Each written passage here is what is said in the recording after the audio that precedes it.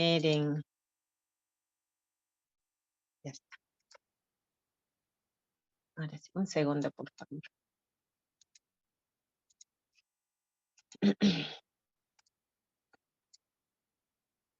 Listos, ahora sí.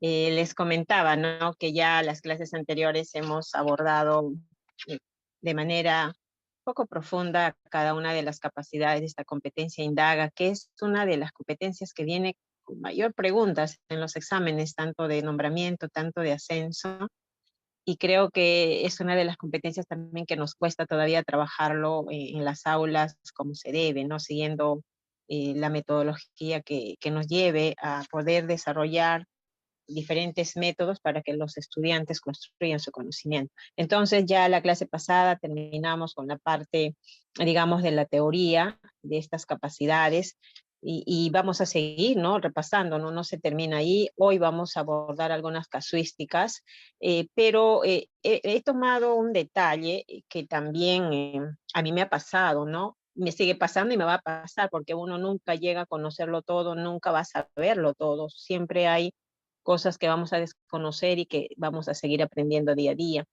Y esto es relacionado a la capacidad de analiza de datos e información y qué son las gráficas, ¿no? Seguramente a ustedes les ha pasado cuando han tenido que afrontar las pruebas, nos vienen varios gráficos y ahí nos cuesta un poco poder interpretarlos, entender la información que contiene estos gráficos y a partir de ello responder las preguntas. Entonces hoy vamos a abordar casuísticas de gráficas y un poco también dar algunas ideas, algunos conceptos de repente de qué son las gráficas, cuáles son esos tipos de gráficos que generalmente se utilizan en el ámbito escolar.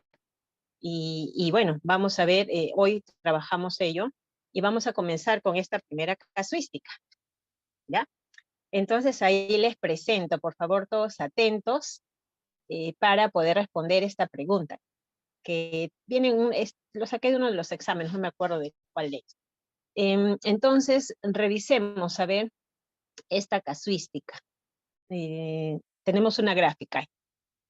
Ya una gráfica, sabemos que esta se presenta en un sistema cartesiano, teniendo el eje X, teniendo el eje Y. Y aquí nos indica, nos dice, ¿no? En la gráfica se muestra el registro de la abundancia de individuos de dos especies, ¿no? Individuos de dos especies de insectos, acá nos dice, ¿no?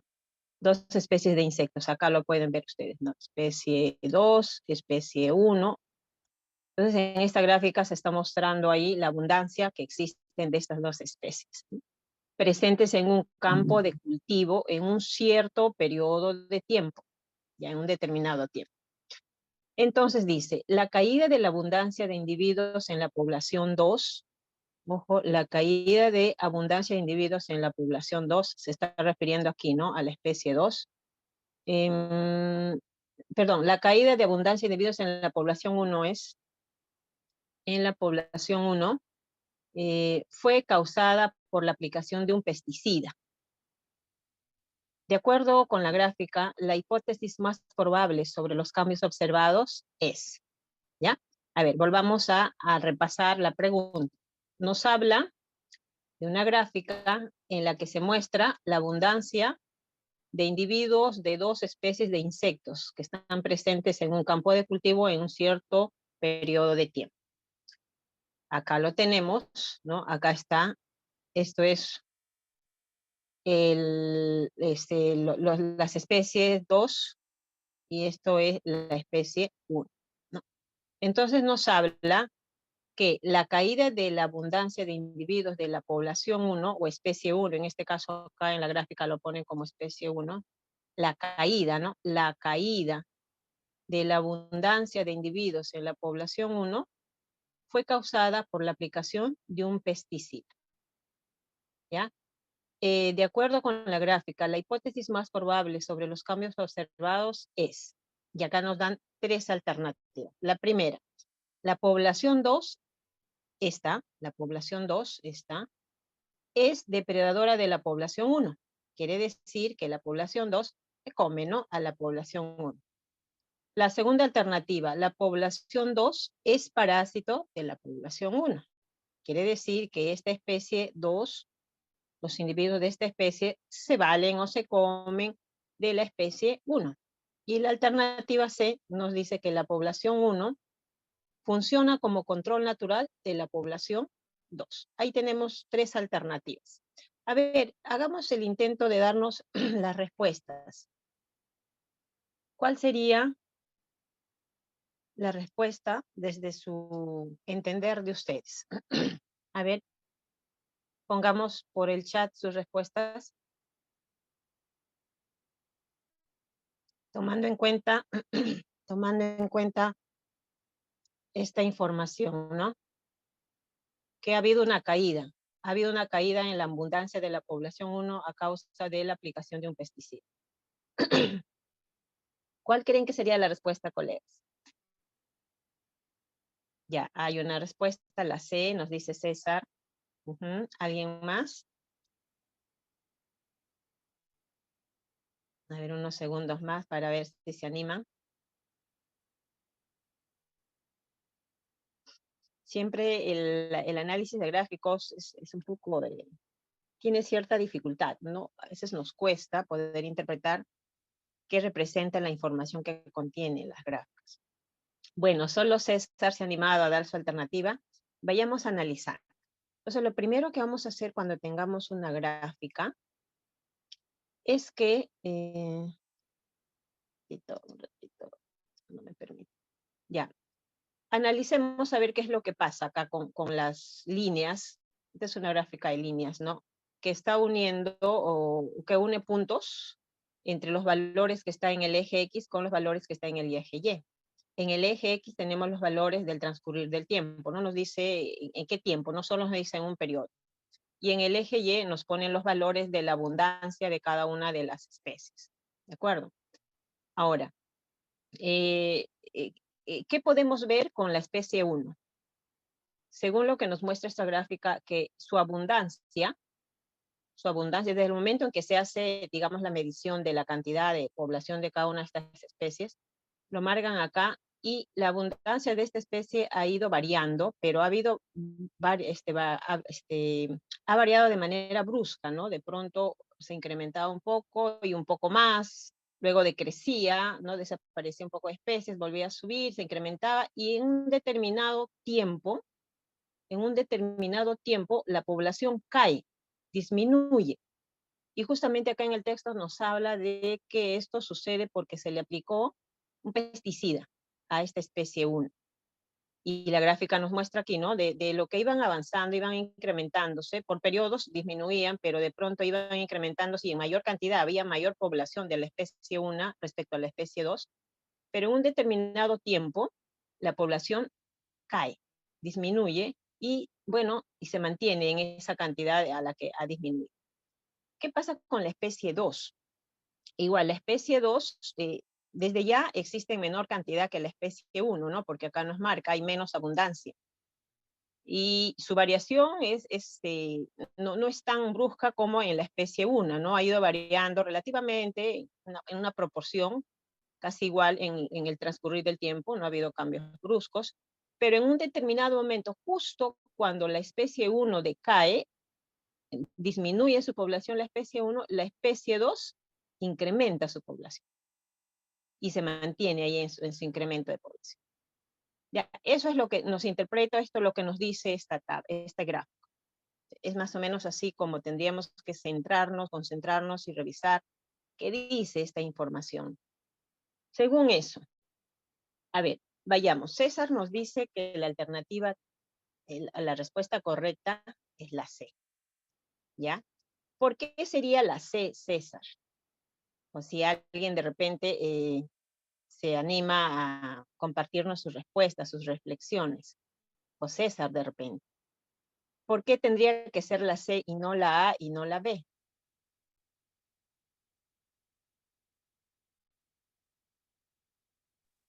Por lo mismo que ya dijo, la especie 1 cae cuando se aplica el pesticida y la especie 2 aumenta. Entonces, eso quiere decir que la especie 1 era un control natural de la población 2. Ujú. ¿Y qué significa control natural? Eran depredadores. Exacto, ¿no? Que se comían a la especie 2. Mira, acá en la gráfica la línea nos muestra que hay mayor abundancia de la especie 1 sobre la especie 2 y por ende esta especie 1 se comía a los insectos de la especie 2 y mantenía constante la población de esta especie, no permitía que se incrementara más de la especie 1. Por eso es que la especie 1 servía eso como control natural, evitando que la especie 2, su población se incremente.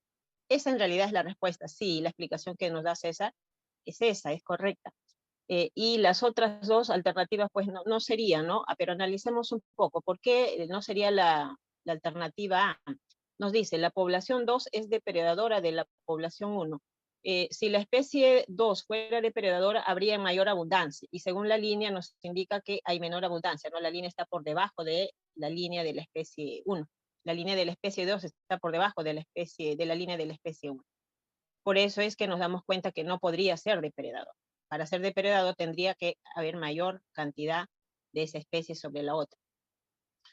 La alternativa B nos dice, la población 2 es parásita de la población 1. Parásita significa que se come, ¿no? Se come a esa especie. Por ende, tendrían que estar casi en la misma cantidad, tal vez, de ambos, ¿no? O tal vez un poco más la especie 2 sobre la especie 1. Y la gráfica no nos muestra eso. Ya, la respuesta correcta entonces en esta alternativa sería, tal como nos ha dicho, esa la C.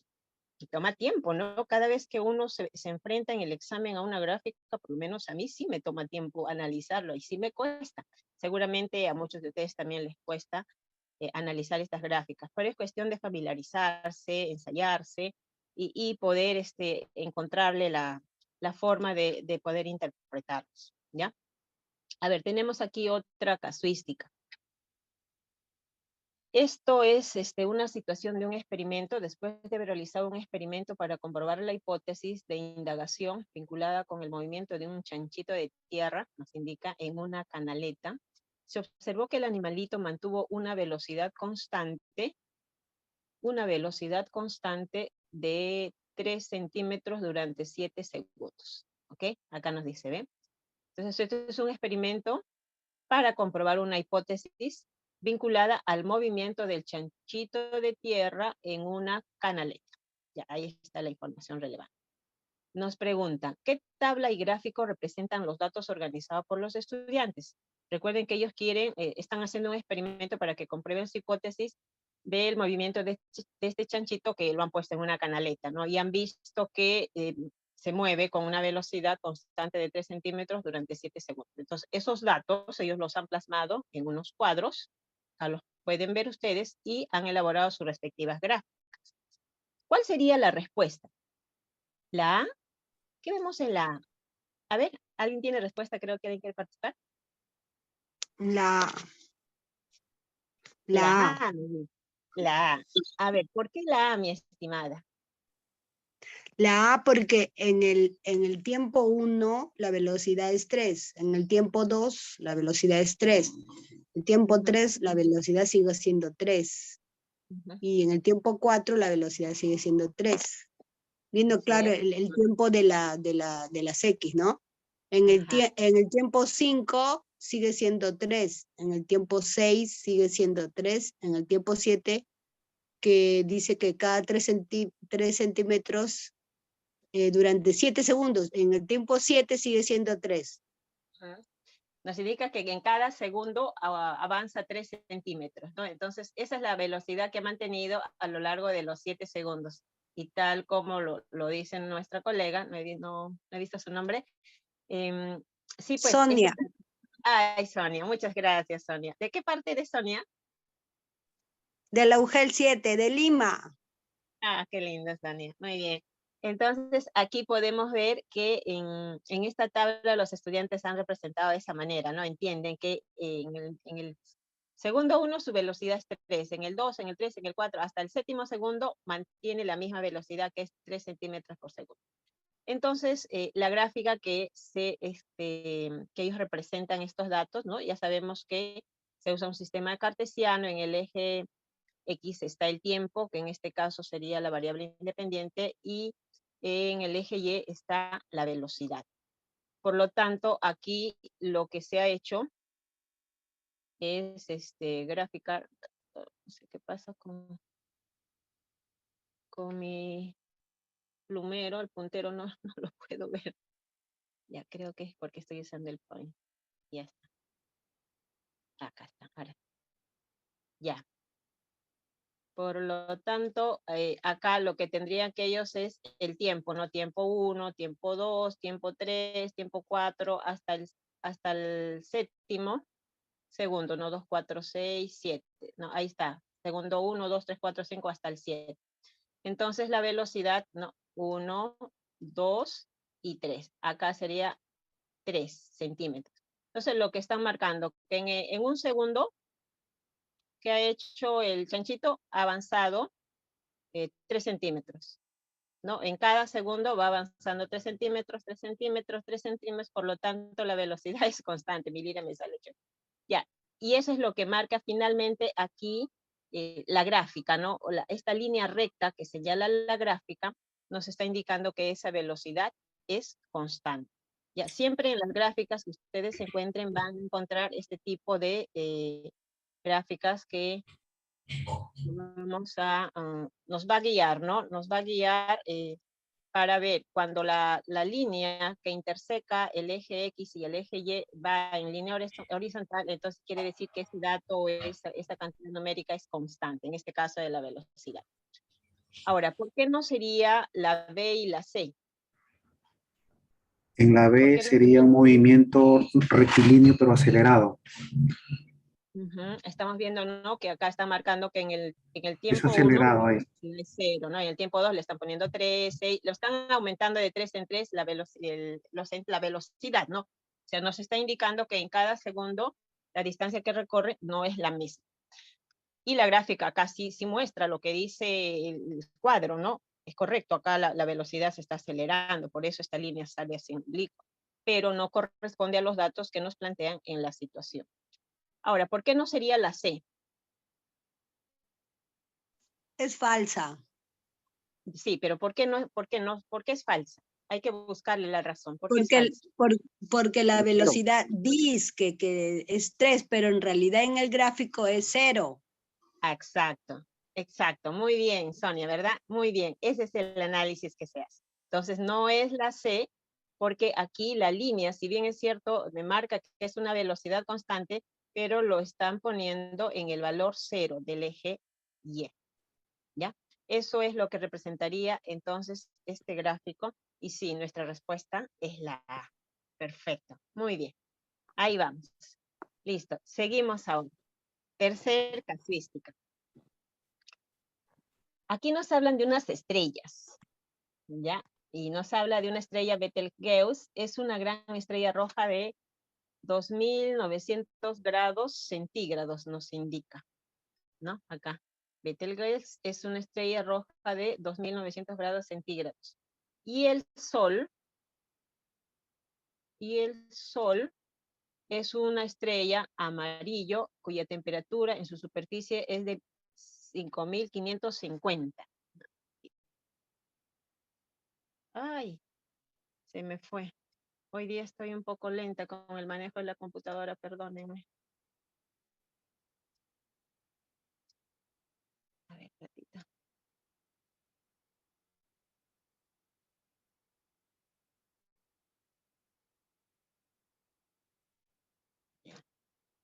No, estoy teniendo problemas. Perdón.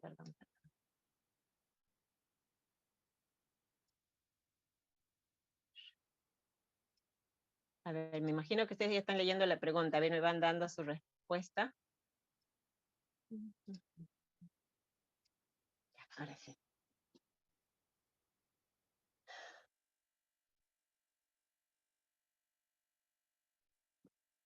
Ya.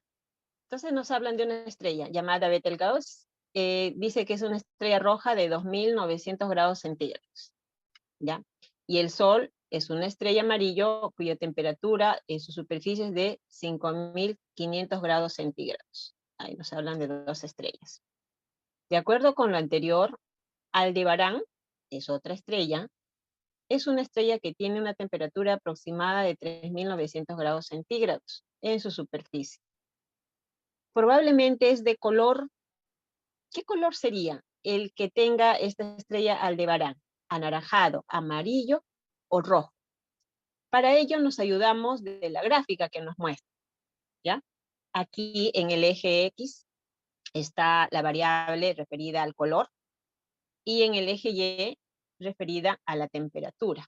Entonces podemos ver aquí en el eje X, dependiendo la temperatura a la que se encuentre la estrella, va a tomar un determinado color. Correcto.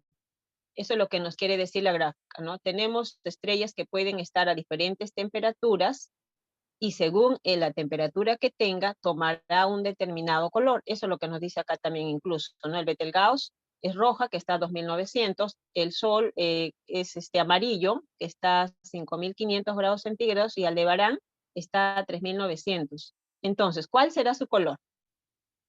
A ver, ¿qué dicen ustedes? Interpreten a ver este gráfico. Naranja. Anaranjado. Anaranjado. Anaranjado. ¿Y por qué anaranjado? A ver. Compártanme, ¿por qué anaranjado? ¿Por qué no rojo y por qué no amarillo?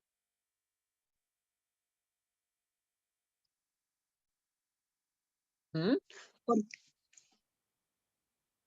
Naranja Vamos, marca vamos. 4.000 grados. Y es lo más próximo que lo indica en Aldebarán, que es 3.900. Ya, pero compáralo con los otros colores. ¿Y qué pasa con el rojo y qué pasa con el amarillo? ¿Por qué no podría ser rojo? Porque el máximo sería 3.000. Así es. ¿Y qué nos dice que tiene Aldebarán? ¿Cuánto tiene? 3.000. 3.900. Entonces Aldebarán no podría tener un color rojo porque las estrellas que tienen color rojo no superan su temperatura de 3.000. Que está, ¿no? Acá nos habla 3.000. O sea, una estrella cuya temperatura llegue a 3.000 mostrará un color rojo. Una estrella cuya temperatura sea aproximadamente, a ver, 3.000, 5.000 será, pues, ¿no? Acá en medio entre el 3.000 y 7.000, aproximadamente Sí, de 5.000 sí. tendrá color naranja, ¿cierto? Una estrella que está a 7.000 aproximadamente de temperatura tendrá color amarillo, y así, ¿no? Una estrella que tenga color verde, ¿a qué temperatura estaría? A ver, una estrella que tenga Bueno, color verde, ¿a qué 9.000. temperatura estaría? Más o menos a 9.000, ¿no es cierto? Y uno que es blanco azulado, 11.000 grados 11 más. 11.000. ¿no? Y las estrellas que tengan más de 11.000 grados centígrados ya van a tener un color azul. Y eso es real, colegas. Las estrellas, según la temperatura que tenga, toman determinados colores. Ya sabemos que nuestro Sol, el color amarillo, es porque tiene esa temperatura de 5.500. Y es por eso, haciendo una interpretación de este gráfico, podemos decir, para que Aldebarán, que tiene 3.900 grados centígrados, estamos viendo que se sitúa aquí, ¿no es cierto? En este margen, acá se sitúa. Por lo tanto, su temperatura sería anaranjado, porque está más allá de los 3.000, pero menos de los 5.000. Y esa sería la respuesta. Muy bien, César. Muy bien. Y es un poco para conocer Aldebarán. Ahí les traigo una información. ¿Qué cosa es Aldebarán? Es una estrella, ¿no? Igual que el Sol. Y es la 10ª estrella, dice, más brillante de todo el cielo en la noche. Y es una bella gigante de color anaranjado, rojo anaranjado, y se encuentra a una distancia de 65 años luz del sistema solar, de nuestro sistema. Y bueno, ahí nos dan su radio, su Sol, y es 425 veces más luminosa que el Sol, que está en nuestro sistema planetario. Bueno, ¿sabían que existían estas estrellas? Probablemente no, yo también lo rebasé y me llamó la atención. Bueno, esto es la interpretación de este gráfico y, ay, ¿qué pasó? Estoy retrocediendo. Y ahí está la respuesta para el color anaranjado. Ok, Pasamos, seguimos.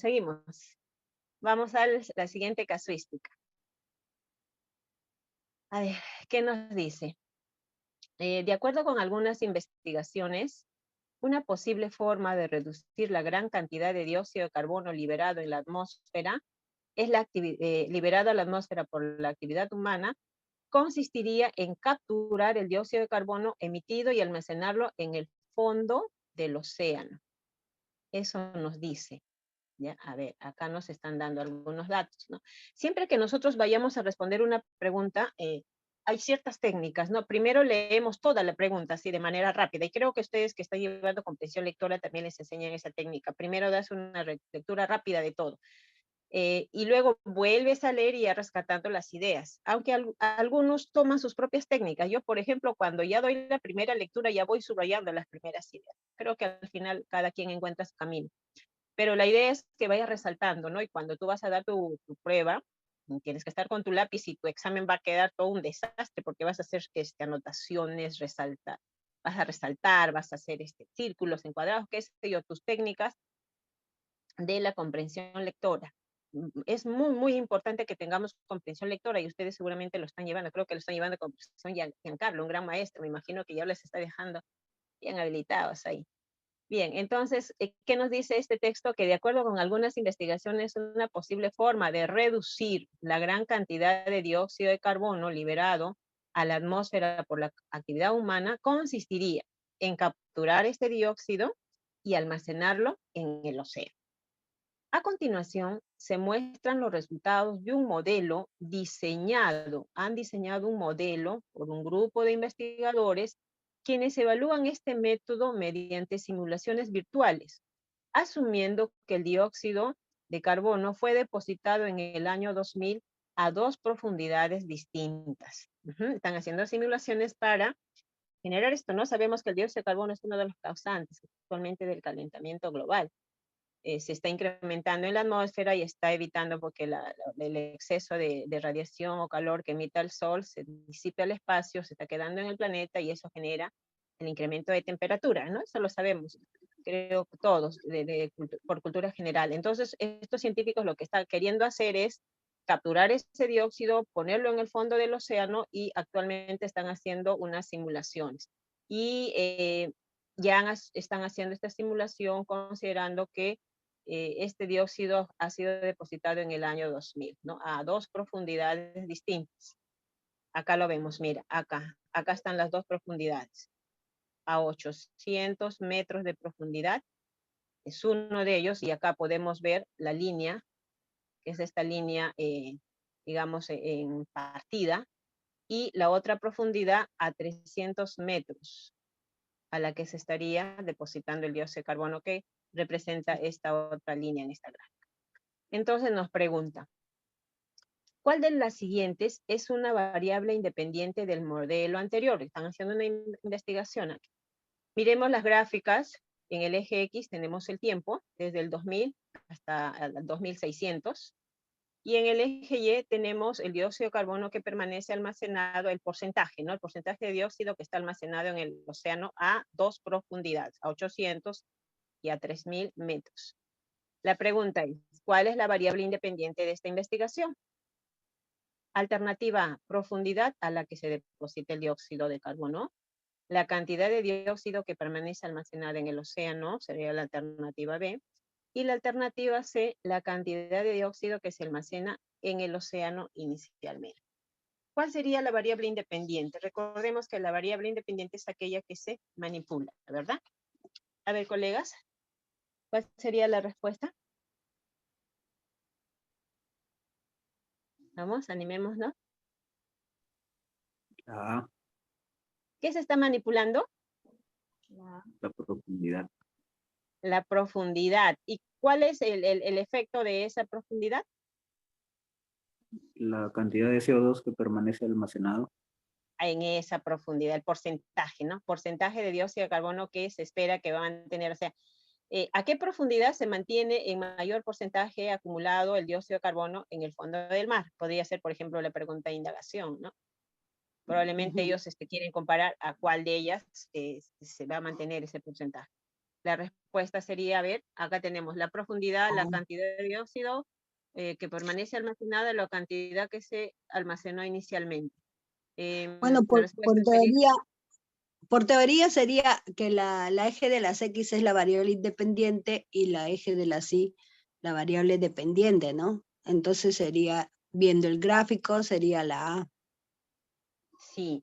Pero mira, si tú ves acá en la variable X, esta es la variable X. Si seguimos con ese razonamiento que estás haciendo, acá no tenemos la variable independiente. Ah, es el tiempo, ¿no? Es el tiempo.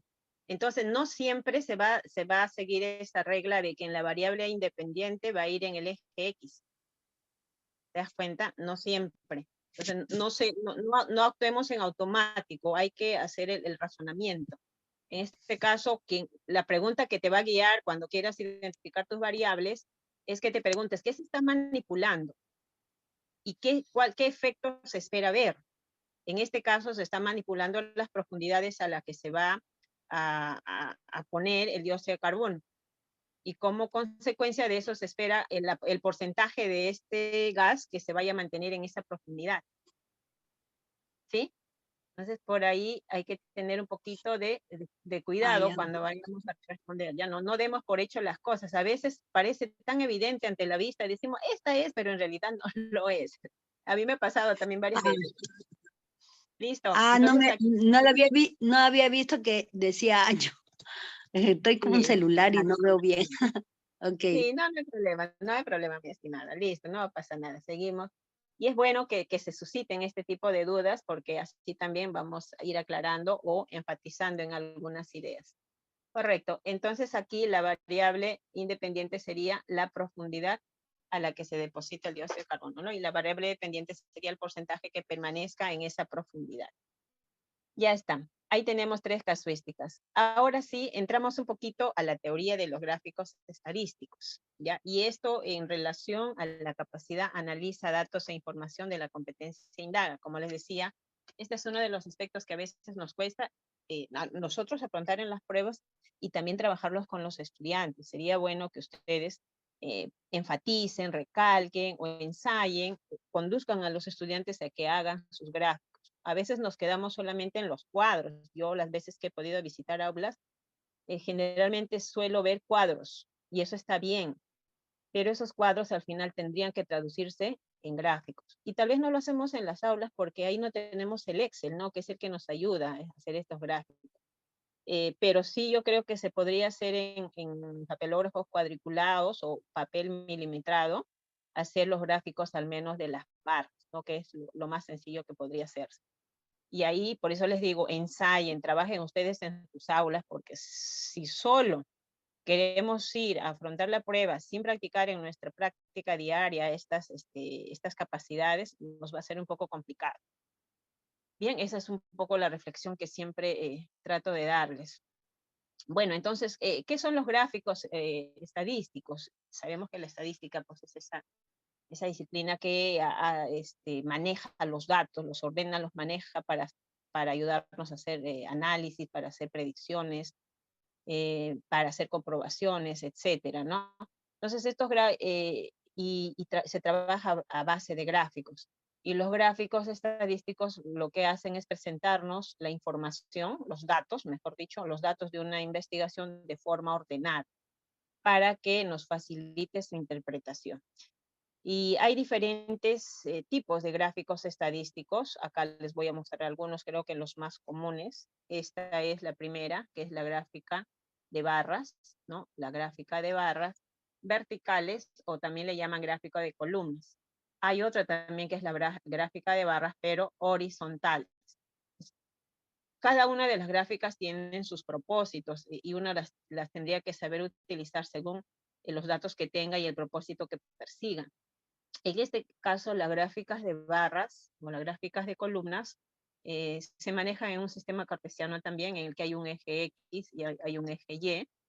Y aquí lo que se hace es que en el eje X se va a distribuir los conceptos que se quieran, de lo que se está estudiando en esa indagación.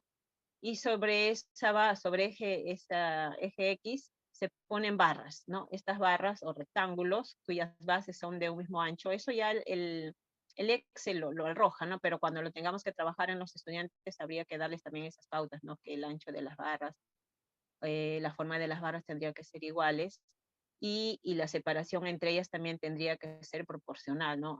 A las frecuencias. Y en el eje Y se ponen las escalas de valores. Ya, esto es en cuanto a las gráficas de barras. Y en cuanto a las gráficas de barras horizontales, muy similar a la primera, solo que estas se colocan de manera horizontal, de modo tal que esta barra se presta mucho cuando los datos que quieres poner en el eje Y son extensos, con textos extensos, que a veces nos dificultan presentarlos en el eje X, y preferentemente se coloca de esta manera para visualizarlos mejor. Ahora, ¿qué otros gráficos tenemos? Los gráficos de barras comparativos verticales. Son gráficos de barras verticales, pero que aquí ya se pone otro lado respecto al mismo dato que se quiere analizar. Por ejemplo, acá tenemos los datos de la tasa de desempleo e informalidad en el tercer trimestre. Esto es un dato del Perú. En el eje X se está poniendo, no es de Perú, no, es en Latinoamérica, creo. Y en el eje X se está poniendo datos que corresponden a diferentes países, Perú, Chile, Colombia, México. Y hay dos barras, ¿no? Que nos representan. La barra roja, digamos, representa la informalidad, en tanto que la barra ploma representa el desempleo. Entonces, para un mismo país se están presentando datos de dos aspectos, de la tasa de desempleo, la informalidad y el desempleo. Y en el eje Y se está presentando el porcentaje que existe de esas tasas de desempleo. Y esto nos permite hacer comparaciones de ese mismo dato. El otro que es muy común también y viene mucho en las pruebas de nombramiento de ascenso es la gráfica de línea simple, en la que aparece igual en un sistema cartesiano. Se trabaja un solo dato de algún fenómeno hecho que se está estudiando, y lo que representa esto es la unión, ¿no? Cada punto de que une estas líneas es la intersección entre el dato del eje X con el dato del eje Y, ¿no? Igual acá, ¿no? Este es el dato del eje X con el eje Y. Entonces, para no hacer las marcas en el sistema cartesiano, se coloca solo el punto y un punto se va uniendo al otro y así sucesivamente para ir marcándonos cómo va fluctuando ese dato, ¿no? Por ejemplo, acá nos indican las precipitaciones mensuales que hay a lo largo del año, empezando desde enero hasta diciembre, y los milímetros que hay en esas precipitaciones. Acá nos indica, por ejemplo, que en febrero es 20 milímetros, en marzo 80, y así, ¿no? En abril 100, más de 100 en mayo, casi 120, y así sucesivamente. No es una barra simple que nos va mostrando cómo va variando ese dato que se estudia. También hay gráficos de línea múltiple, igual que la última que estamos explicando, solo que aquí aparecen ya 3 datos, igual unidas por líneas, y acá también nos permite hacer comparaciones. Como ustedes pueden ver aquí en esta línea, tenemos la leyenda, siempre los gráficos van a tener una leyenda que nos van a explicar. Por ejemplo, la línea azul representa los datos de la evolución de la anemia en la zona rural, la línea anaranjada en la zona urbana, y la línea verde es el total de la evolución de la anemia que va del 2005 al 2011. ¿Ya? Y la gráfica de barra apilados, esto es muy común y tal vez se recuerdan ustedes cuando nos devuelven los resultados de la S, nos lo muestran así, en el que en una sola barra nos van poniendo datos de diferentes aspectos o segmentos, como les dicen, ¿no? Y lo van separando por colores.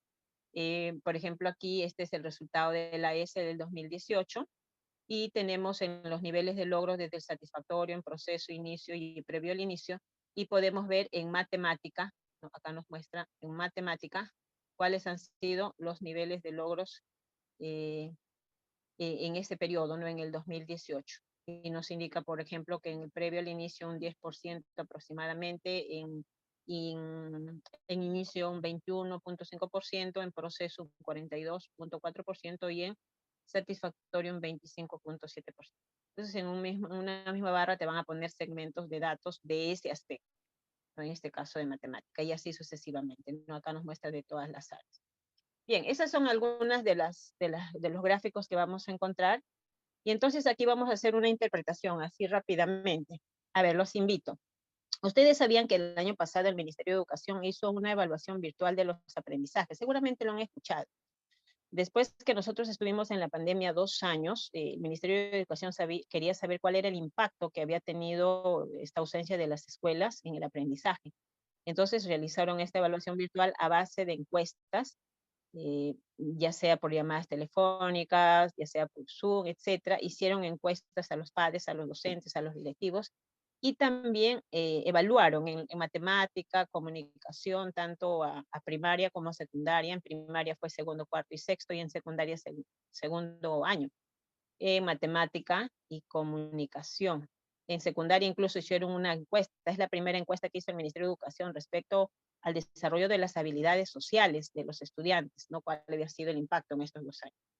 Entonces eso de manera rápida, si ustedes lo quieren encontrar y saber los resultados, lo pueden encontrar así con este nombre de Evaluación Virtual 2021, para conocer qué nos arroja. Y de hecho que ya de antemano sabemos pues que los resultados no van a ser nada prometedores, ¿no? Al contrario, son bastante preocupantes.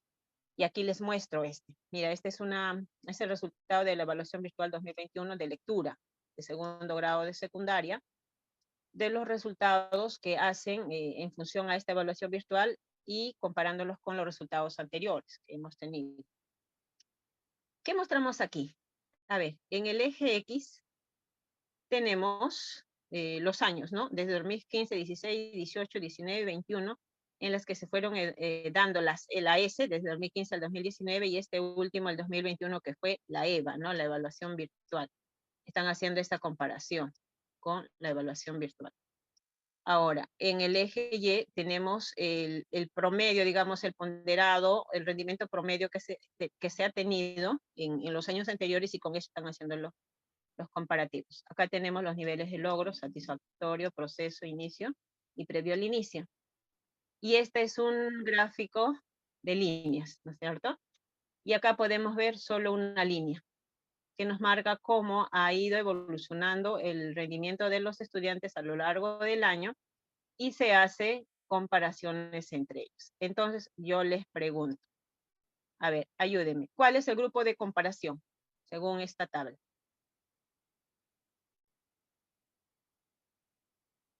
¿Mm? ¿En qué grupo se está comparando?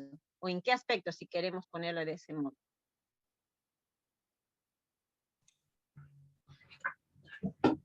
El rendimiento de comprensión lectora durante un periodo de tiempo. Ya, pero ¿en qué aspecto? Mire, acá tenemos 4 niveles de logro. ¿Se está comparando en los 4 niveles? En el nivel proceso del segundo de secundaria. Ese es el nivel de comparación. En el nivel proceso están haciendo la comparación. Por eso acá mira la línea, mira qué te dice la leyenda, tienes que observar todo el gráfico. Te dice grupo de comparación, te pone el color celeste, esa es la línea que lo representa, y en qué espacio está en el nivel de logro en proceso. Ya, esa es una primera pregunta. Segunda pregunta. ¿Cuál es la variación interanual promedio nacional del rendimiento académico entre los años 2015 y 2019? ¿Se entiende la pregunta? Dice, ¿cuál es la variación interanual promedio? Variación interanual promedio nacional del rendimiento académico entre los años 2015 y 2019. ¿Qué nos está preguntando? ¿Cómo ha ido variando el promedio nacional de los aprendizajes entre 2015 y 2019? A ver, vemos acá. Tenemos 2015. ¿Cuánto era el promedio? 602. Listo. En el 2016, ¿cuánto era el promedio? 604. ¿Cuánto hay de diferencia entre 2. 602 y 604? 2. Hay 2, ¿cierto? Ahora, en el 2018, ¿cuánto es el promedio? 606. ¿Cuánto es la variación en promedio? 2, ¿cierto? Y en el 2019, 603. 603. Promedio, ¿no? La variación, ¿cuánto es? 3. Correcto. Pero acá me está pidiendo promedio. ¿Cómo hallo para hallar el promedio? ¿Qué tendría La que hacer? suma. La suma ¿Solo la entre, suma? ¿Solo la suma? entre los números. Entre los números, entre las cantidades de los números. Son entre 4. Exacto. ¿Cuánto sería entonces? 2 más 2 más 3, ¿no es cierto? Nos daría 7. 7. Entre 3, 2.3 creo que es, ¿cierto? Entonces, estamos hablando del promedio es de 2 entre los años 2015 y 2019. Y ese es el dato correcto que sí nos da el Ministerio de Educación como resultado de esta evaluación, ¿no? Él nos dice que hemos ido más o menos avanzando en un promedio de 2, en un promedio general, o promedio anual, nacional, año a año, en 2 puntos, no hemos ido avanzando, hemos ido creciendo. Pero, ¿qué pasó en el 2021? ¿Qué sucedió? Miren, ¿qué pasó? Si íbamos incrementando en promedio de 2, en el 2021, bajamos. Bajó un déficit. Ha habido un decremento en el Sí. aprendizaje. Entonces, la pregunta es, ¿en cuántos puntos disminuyó el rendimiento promedio del grupo de comparación entre el 2019 y 2021? 16. Exacto. ¿Cómo lo estás hallando? Estás restando, ¿no es cierto? Estando. 603 menos 587. Entonces, hemos bajado 16 puntos. Miren, es una caída bastante fuerte. Y repito, estos son datos reales que nos está dando esta evaluación. Eso que nos lleva a la preocupación, ¿no?, de lo que ha sucedido en este impacto. Esta evaluación también nos dice que hemos retrocedido en el aprendizaje casi 20 años y nos va a tomar como 5 años volver a recuperar. O sea, la situación es bastante crítica, ¿no? Pero bueno, hay que seguir adelante. Listo. Ya, eso más o menos es la interpretación que estamos haciendo de los gráficos. Miren, un gráfico sencillito nos puede hacer grandes interpretaciones. Siguiente gráfico. Esto también es de la evaluación virtual. ¿Qué tipo de gráfico es este? A ver. ¿Qué tipo de gráfico es? De barra apilado, ¿verdad? Porque Barras. tenemos en una misma barra varios segmentos referidos a valores distintos de ese aspecto. ¿Ya? Esta es la EVA, también EVA 2021, el resultado de la lectura en lectura de segundo de secundaria, pero acá nos dan en función hay varios niveles de logro y también grupos de comparación del 2019 y 2021 según sexo, gestión y área. Sexo, gestión y área, ¿no? ¿A qué se refiere sexo, hombre, mujer? Gestión pública o privada. Y bueno, lo que es área, creo que no, a nivel general sería acá, ¿no? Algunas preguntitas así rapidito. ¿En qué nivel de logro se ha tenido mayor caída de aprendizajes a nivel general? Miren aquí los datos, aquí, en este lado. Nos están haciendo una comparación. Tenemos en el 2019 las barritas que son de colores encendidos, corresponde a los niveles satisfactorios de 2019. Y la barra que está en un tono más bajo es el resultado de la EVA 2021. Y acá tenemos los niveles satisfactorios, ¿no?, que ya conocemos. Satisfactorio, perdón, los niveles de logro, en proceso, en inicio y previo al inicio. Ya, entonces me preguntan, ¿en qué nivel de logro se ha tenido mayor caída de aprendizajes a nivel general? Entonces me centraré acá, a nivel general. ¿Cuál es el nivel de logro que ha tenido mayor caída? Satisfactorio, en proceso, inicio o previo al inicio. Comparamos los datos. A ver, ¿qué ha pasado en previo al inicio? En el 2019 el resultado era un 17, casi un 18% estaba de estudiantes en este nivel, y en el EVA se tuvo un bajón, ¿no? A 17, casi se mantiene el porcentaje en el previo al inicio. ¿Qué pasa en el inicio? En el 19 teníamos 27% y en el 21 se incrementó. Quiere decir que los estudiantes en inicio han incrementado. Hay más estudiantes que están en el nivel de logro en inicio. Ahora, en el en el nivel de proceso, de 21% se bajó a 20%. Ha habido una caída. Recuerden que los niveles óptimos a los que se tendría que aspirar en el sistema educativo es el de proceso, o sea, el de proceso y el de satisfactorio deberían tener los más altos puntajes. Y los menos puntajes o porcentajes tendría que estar en los otros niveles en inicio y en previo al inicio. Entonces aquí también ha habido una caída, ¿no? De 21% a 20%, casi un 0.3%.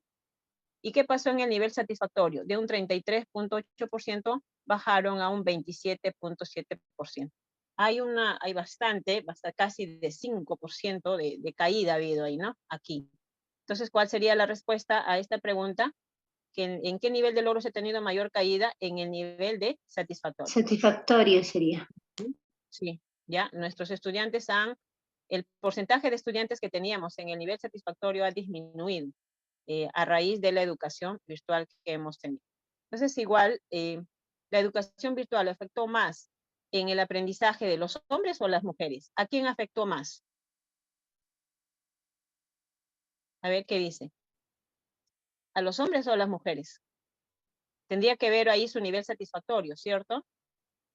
Entonces, ¿qué ha pasado con el hombre en su nivel de aprendizaje? Estaba en 38% y pasó al 30%. Hay una caída casi de 8%. En las mujeres estaba 29% y pasó a 24%. 25, casi 4% de diferencia. ¿A quién le afectó más? Los A los hombres. hombres. A los En los hombres. varones, ajá. A los varones. Listo.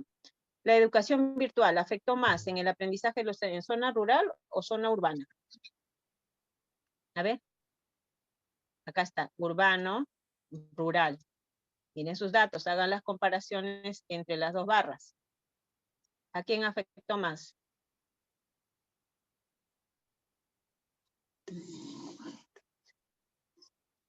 En el urbano, ¿qué Zona pasó? rural.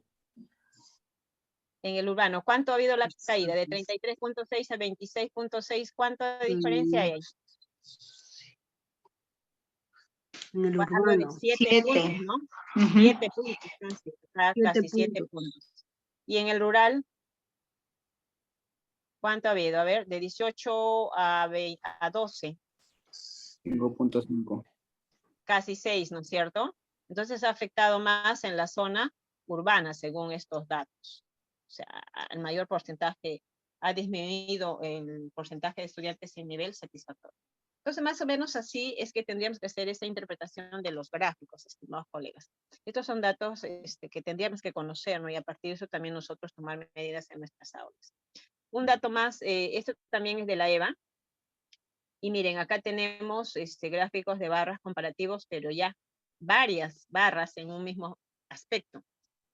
Resultado de lectura y escritura de segundo grado de primaria. Acá les recuerdo que en segundo grado de primaria no se les tomó el examen, pero sí se les entrevistó a los docentes, porque era complicado tomarles el examen a los niños, ¿no? De este gradito. Entonces le entrevistaron a los docentes y ellos iban respondiendo según lo que veían el aprendizaje de sus estudiantes. Y a raíz de eso se obtuvo estos datos, estos gráficos. ¿Qué tenemos aquí? Los aspectos logran aprendizajes muy elementales que comprende a todas estas barras. Miren, hay 4 barras. Logran aprendizajes esperados, que es lo ideal. Y estamos hablando de lectura y estamos hablando de escritura. Ya, en los mismos aspectos, logran aprendizajes elementales y logran aprendizajes esperados. Ahora, ¿qué representa cada una de las barras? Este color plomo, ¿a quién representa? Al público general. Así es. El Público color, general. bueno, el pastel, digamos, rosadito, perdón, celestito bajo al público en general. No vamos comparando, ¿no? Este color con Público rural. este otro color con público urbano y este otro color con privado. Ya, de esa manera vamos interpretando los gráficos. Listo. A ver, ¿qué preguntas podríamos hacernos acá? ¿Qué porcentaje de estudiantes logran los aprendizajes esperados en lectura y escritura a nivel general al culminar el ciclo 3? Recordamos que el segundo grado es la culminación del ciclo 3. Entonces, pregunta, ¿qué porcentaje de estudiantes logran los aprendizajes esperados en lectura y escritura a nivel general? Ojo, a nivel general, al culminar el ciclo 3. ¿Saben cuánto es ese porcentaje? En ambos, ¿ah? Lectura y escritura. ¿Qué me pide? Logran los aprendizajes esperados. ¿En cuál me fijo? ¿En el primer aspecto o en el segundo aspecto del eje X? En el En el segundo. segundo. Ya, en el segundo, listo, acá pongo mi atención, aquí. Ya, ¿qué más me pregunta? En lectura y escritura me dice porcentaje a nivel general. ¿En qué color de barra voy a centrar mi mirada? En el plomo, ¿no es cierto? Plomo, en el plomo. En el plomo. Ya, entonces, ¿cuánto es el porcentaje? No, 35. 35,1. Eso es en lectura. ¿Y cuánto es en escritura? 39,3. 39,3. Listo. Siguiente pregunta. ¿En qué ámbito se tiene menor logro de aprendizaje en lectura? Cuando hablamos de ámbito podemos referirnos al rural y al urbano. A ver, ¿en cuál de ellos se tiene menor logro de aprendizaje?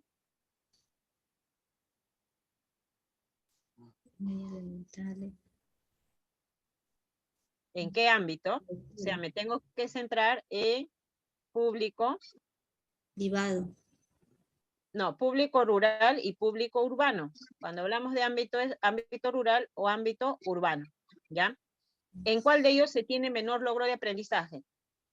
En lectura. Entonces centro mi atención acá. En lectura.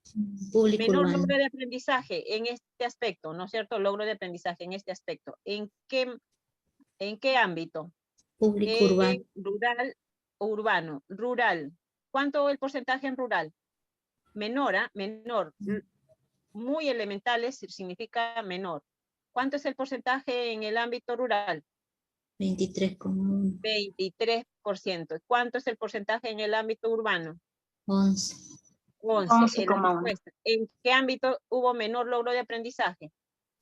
Ámbito público En el urbano. urbano.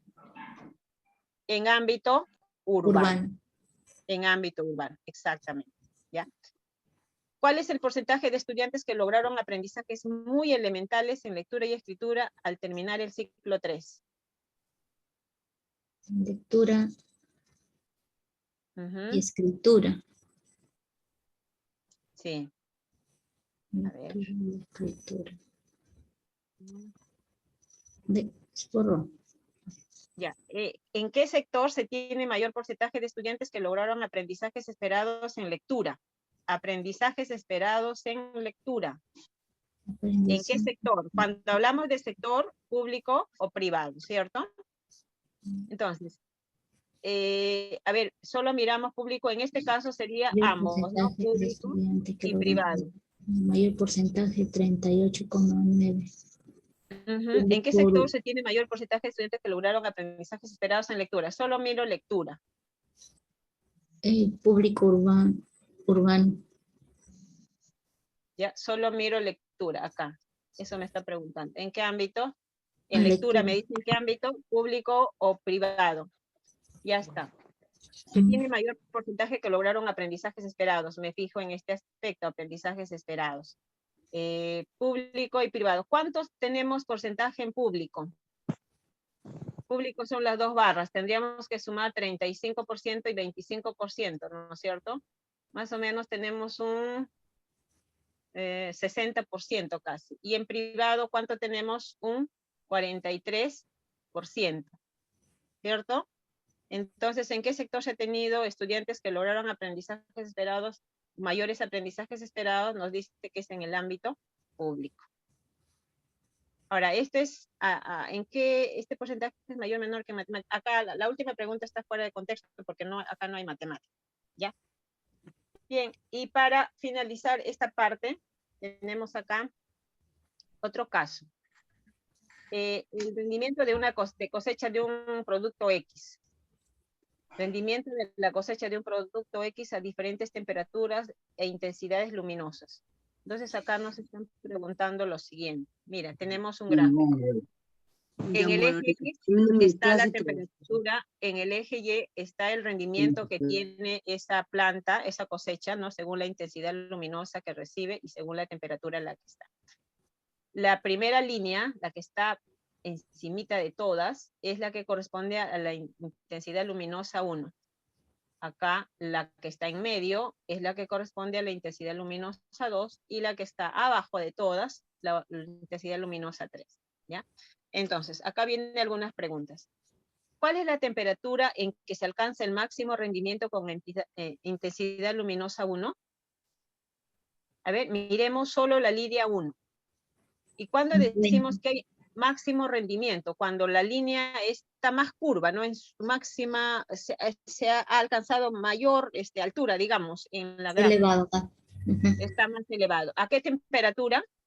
A ver, ¿en qué temperatura? Si miras aquí, aquí sería 40, no está elevado. ¿Cuál es el punto más 20. elevado? 20. 20 A grados. 20. 20 La grados. temperatura a 20 grados centígrados. Entonces acá Mm. sería la respuesta 20 grados centígrados, ¿cierto? Sí. Listo. Siguiente. ¿Qué rendimiento se alcanza aproximadamente con una temperatura de 30 grados centígrados e intensidad luminosa de 3? ¿Qué rendimiento se alcanza aproximadamente con una temperatura de 30? Con una temperatura de 30, se está refiriendo acá, temperatura de 30, y con una intensidad luminosa de 3, a esta línea se refiere. A ver, ¿cuál es su punto más alto? De 20. 20, ¿no es cierto? Su punto más alto es 20, pero no es 20, no es 20. Mire, no es 20. ¿Cuánto sería? 21. Casi aproximadamente 25. 25 Pero- grados casi sería, ¿no? Ese Pero sería dice con una temperatura de 30. ¿Perdón? A ver. Con Ah, una no, perdón. temperatura de 30. Tienes razón, estamos haciendo mala interpretación. Acá me está preguntando qué rendimiento, no me está preguntando la temperatura. ¿Cuál Ajá. sería el rendimiento? El rendimiento. ¿Qué rendimiento alcanza aproximadamente con una temperatura de 30? Si es esta Sí. una temperatura de 30 y la intensidad luminosa es esta línea, acá se intersecan, ¿cierto? Sí, Acá se sí. intersecan. ¿Cuál sería su rendimiento? Aproximadamente, si por ahí alguien había dicho, 21. 20, 21, sí. Sí, muy bien, es un lapsus. Y por último, para una mejor cosecha, ¿qué intensidad luminosa conviene y a qué temperatura? A ver, para una mejor cosecha, ¿qué intensidad luminosa conviene y a qué temperatura? Tendría que fijarme la curva más alta que tendría que tener las líneas, ¿no? ¿Y a qué Para una temperatura? mejor cosecha, ¿qué intensidad luminosa conviene y a qué temperatura? ¿Cuál es la intensidad luminosa que ha alcanzado mayor altura, digamos así? 20. La de 20 grados centígrados a No, pero un la rendimiento de intensidad luminosa. 50. La intensidad luminosa que tiene mayor altura, o sea, que alcanza mayor rendimiento, es la intensidad Ya. luminosa 1, ¿no es cierto? La 1. La 1. Ya, esa es la que alcanza Mayor mayor altura. rendimiento, ya, o mayor altura que representa su rendimiento. ¿Y a qué temperatura alcanza su mayor altura, su mayor rendimiento? A 20 grados centígrados. 20. Entonces, ¿qué intensidad luminosa necesitaríamos? Intensidad luminosa 1. La 1. ¿Y qué temperatura sería? 20 20 grados. grados 20 grados. 20 grados centígrados. ¿Listo? Eso es entonces más o menos el análisis, un poco para ejercitarnos, ensayarnos, ¿no? Y tendríamos que seguir con esos ensayos. Ya está. A ver cómo estamos con el tiempo. Creo que ya me pasé. No. Seguimos. Ujú. Volvemos a las preguntas. A ver, vamos. Esta es una pregunta de nombramiento en 2018. 5 minutitos más, colegas. ¿Está bien? Sí. Ya. Vamos. Dice: durante el trabajo de una sesión de aprendizaje sobre los tipos de respiración aeróbica y anaeróbica, una docente presenta a los estudiantes los siguientes gráficos sobre la cantidad de glucosa y lactato. Quito mi punterito, vamos a cambiarle de color. ¿Ya? Entonces le presenta, dice, a los estudiantes los siguientes gráficos sobre la cantidad de glucosa y lactato. ¿Y qué es el lactato? Es la forma en que se encuentra el ácido láctico en el cuerpo humano. No sé si. Sobre la cantidad de glucosa y lactato en la sangre de una persona antes de iniciar, cuando todavía está en reposo, y al terminar una carrera de 100 metros planos a su máxima velocidad. Ya está. Y acá nos presentan los gráficos. ¿Ya? Acá están los gráficos de la glucosa en sangre, del lactato en la sangre, en el eje X tenemos los momentos, ¿no? El inicio y el fin de la actividad física, y en el eje Y tenemos la concentración de la glucosa en la sangre. El milímetros por mol por decímetro cúbico. Igual, acá en la segunda gráfica tenemos el lactato al inicio y al final de la actividad física y su concentración en la sangre. ¿Ya está? Entonces, podemos decir, nos hacen la siguiente pregunta. ¿A cuál de las siguientes preguntas se busca responder con los resultados que se presentan en los gráficos? ¿Qué es lo que se quiere? Ellos han estado investigando para que al final tengan estos gráficos. La primera pregunta, ¿qué relación existe entre las concentraciones de glucosa y lactato en la sangre de una persona? La alternativa B, ¿qué diferencias hay entre las concentraciones de glucosa y lactato en la sangre de una persona al inicio y al final de una actividad deportiva intensa? Y la alternativa C, ¿por qué las concentraciones de glucosa y lactato en la sangre de las personas cambian luego de realizar una actividad deportiva intensa? Entre la A y la B. La C, La C, ya. La A, vamos descartando, sí, rápidamente. ¿Qué relación existe entre la concentración de glucosa y lactato? Pero, a ver, si volvemos a la pregunta, dice, dime. Lo que pasa es que cuando la persona está empezando la actividad física, tiene bastante concentración de glucosa, pero eso se desgasta, según el gráfico, se desgasta, y después la concentración de lactato sube. Al inicio tiene poco y al final de la actividad tiene más, ¿ya? Exacto, porque al primer cuadro baja la concentración de glucosa, pero mientras que la concentración de lactato después de la actividad sube, ¿no? Entonces, Sí. según Entonces, la interpretación de la gráfica.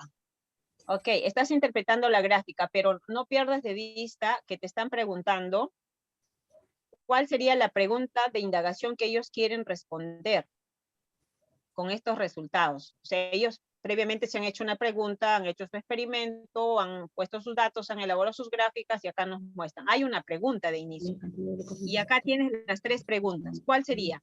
Ellos quieren saber cuál es la relación que existe entre estas concentraciones, o ellos quieren saber qué diferencias hay entre las concentraciones de glucosa y lactato en la sangre al inicio y al final de la actividad, o ellos quieren saber por qué las concentraciones de glucosa y lactato en la sangre cambian luego de realizar una actividad intensa. Esta pregunta, la C, no te lleva a una indagación, ¿cierto? Recuerden que una pregunta de indagación tiene sus estructuras y el por qué no nos ayuda mucho a hacer la indagación propiamente. Podríamos hacer para la competencia explica tal vez, y yéndote a las fuentes podrías obtenerlas.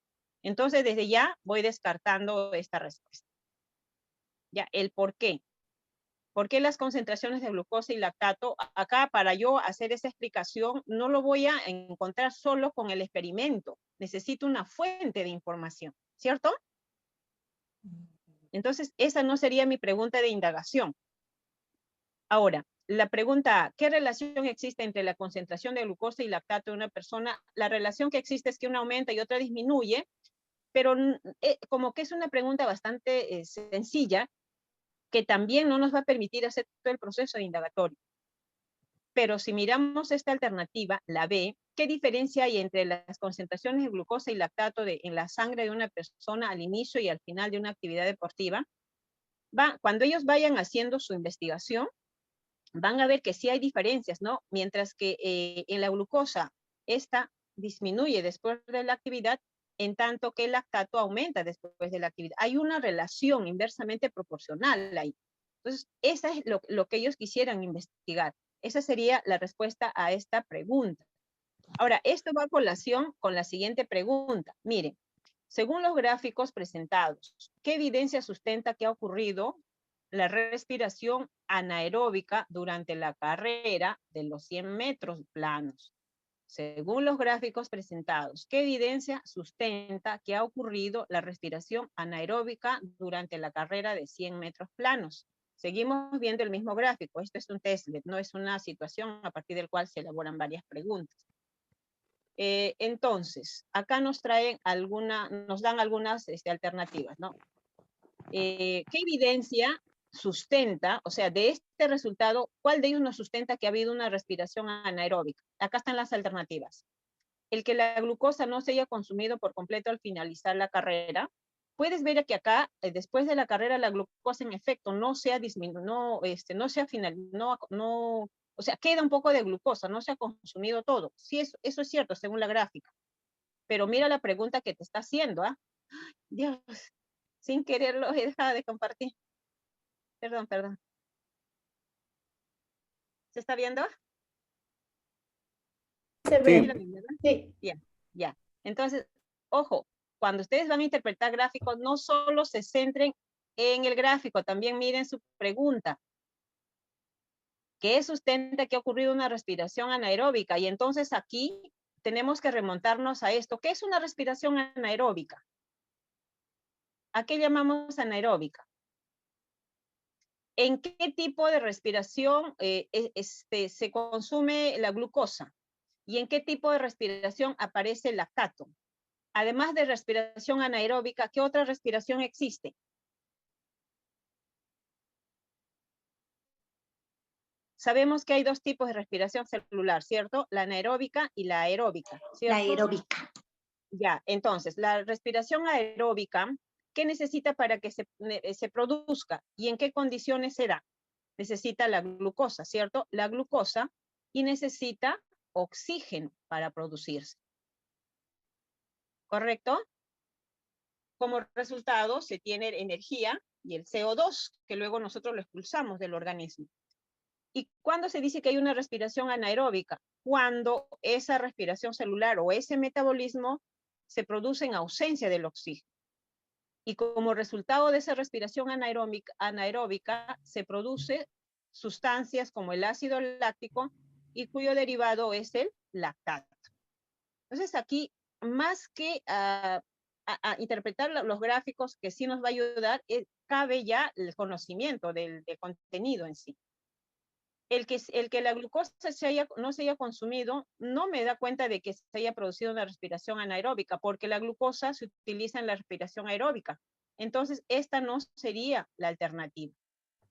La disminución de la concentración de la glucosa al finalizar la carrera, igual. Si hablamos de glucosa, estamos hablando de respiración aeróbica. El aumento de la concentración de lactato al finalizar la carrera sería nuestra alternativa. ¿Por qué? Porque cuando uno hace una actividad física intensa, el organismo deja de hacer respiración aeróbica para pasar a hacer respiración anaeróbica. Y es ahí donde, como resultado de ese metabolismo, se genera el lactato. El lactato es esa sustancia que se produce en los músculos cuando hacemos actividad muy intensa y es la que genera una especie de agotamiento, ¿no? Ustedes habrán sentido alguna vez cuando hacen actividad física y muy intensa, corren o están en el gimnasio levantando mucha fuerza en las pesas. Hay un momento en que sientes agotamiento en tus músculos y eso es una señal de que se está produciendo abundante lactato. El lactato en realidad es como un desecho que viene del ácido láctico que acidifica los músculos. Y esa acidificación le cambia el pH a los músculos y te genera ese agotamiento, ese cansancio, y que te da como una alerta y que te dice que pares, ¿no? Tienes que parar porque tus músculos están esforzándose, y eso podría generar muchos daños, ¿no? Incluso desde desgarramientos, o hasta llevarte a calambres, por ejemplo. Entonces, el lactato suele sucederse en una respiración aeróbica cuando las personas hacemos esfuerzo físico exagerado, ¿no? O elevado. Esa sería entonces un poco la respuesta o el fundamento que podríamos darle a esta pregunta. De repente ahí les invito a leer un poco más sobre esto de respiración anaeróbica y aeróbica para seguir profundizando en el tema, ¿no? Y ahí les dejo un poco de lectura que también he tenido que revisar. Muy bien, coleguitas, muchísimas gracias. Me he pasado demasiado, me perdonarán ustedes, pero la emoción de poder compartir la información. Espero que de alguna forma haya contribuido un poquito más a su preparación. Sigan revisando, sigan leyendo. Y muchísimas gracias por su atención.